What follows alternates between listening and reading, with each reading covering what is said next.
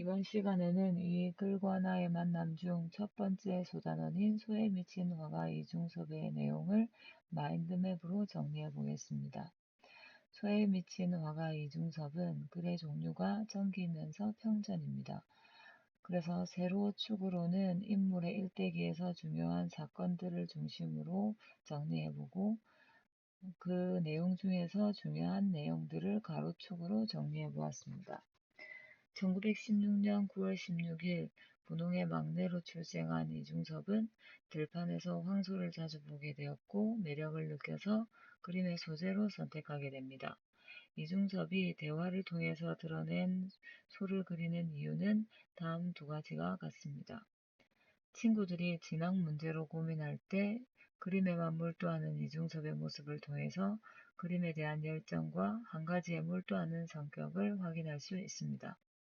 1929년 오산중학교에 입학한 이중섭은 임용련 선생님의 영향으로 많은 습작의 중요성을 깨닫게 됩니다. 당시 일본은 국어 말살 정책을 통해서 우리 민족 정신을 없애고자 하고 있었습니다. 거기에 위기의식을 느낀 이중섭은 한글 자모를 그림의 소재로 선택하게 됩니다. 그림의 소재로 한글 자모를 선택한 이중섭을 통해서 독창성과 민족정신, 예술을 통한 저항정신을 확인할 수 있습니다. 오산중학교를 졸업할 무렵 임용련 선생님은 일본 유학을 권유하게 됩니다. 그 이유는 조선의 황소를 잘 그리고 일본을 이기기 위해서였습니다. 결국 1935년 이중섭은 일본으로 유학을 가게 됩니다.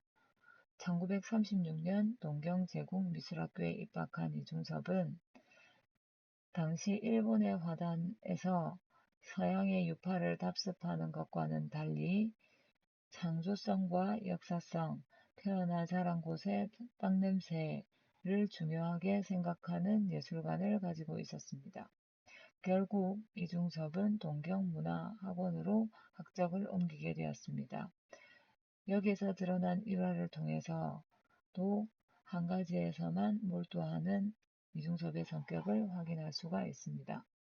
졸업할 무렵 소라는 작품으로 협회장상을 받고 망월이라는 작품으로 태양상을 받게 됩니다.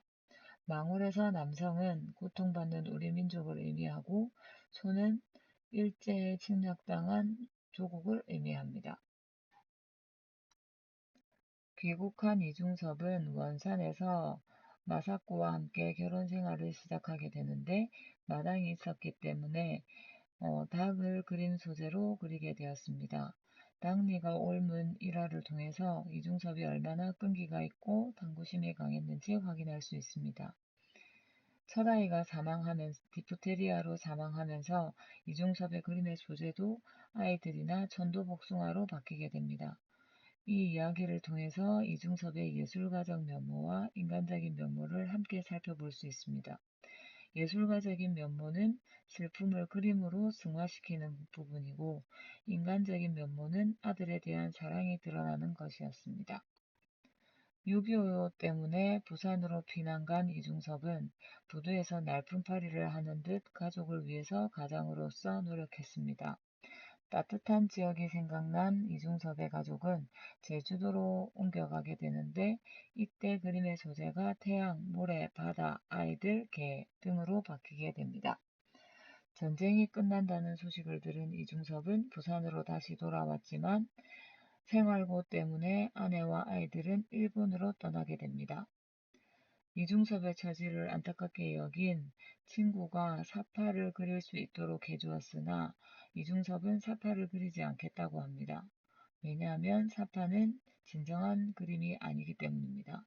그러면 이중섭에게 진정한 그림은 무엇이었냐면 은박지 그림이었습니다. 은박지 그림은 은지화 또는 낙서화라고 하는데 은박지 그림의 특징은 네 가지로 정리할 수 있습니다. 일단 이중섭에게는 예술적 그림, 즉 진정한 그림이었고 독창적이고 순수한 예술 세계를 가지고 있는 것이었습니다.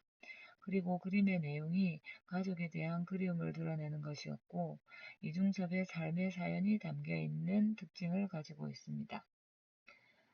후에 개인전을 연 이중섭의 태도에서 겸손함이나 책임감, 전문가 정신을 확인할 수 있습니다.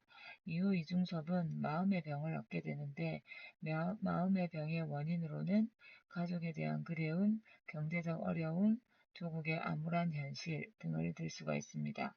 결국 이중섭은 마음의 병을 얻어서 병원에서 투병 생활을 하다가 1956년 9월 6일 사망하게 됩니다. 지금까지의 내용은 선생님이 기본적인 내용을 정리해 보신 것입니다. 여러분들이 내용을 한번 정리해보고 자기의 내용과 비교해보는 것 또한 공부에 중요한 활동이 될 것이라고 봅니다. 지금까지 수고했습니다.